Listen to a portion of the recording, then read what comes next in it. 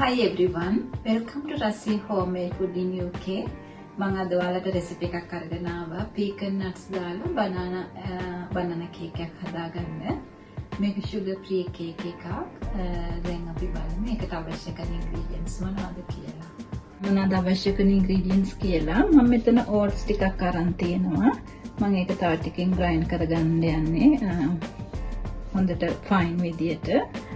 ඒ වගේ මෙතන මම plain flour ටිකක් අරන් තියෙනවා 3 eggs තියෙනවා butter වෙනුවට මම oil ටිකක් අරන් තියෙනවා ඒ වගේ මෙතන තියෙනවා coconut trickles මේකෙන් තමයි මම sweetness එක ගන්නෙ sugar දාන්නේ නැහැ මේකේ තියෙනවා pecan nuts මේක ටිකක් roast කරගන්න ඕන තව ටිකකින් මම පෙන්නන්නම් මේක ඒ වගේ මේ banana ටිකක් අරන් තියෙනවා salt and baking powder. මේ ටික තමයි අවශ්‍ය කරන ingredients ටික.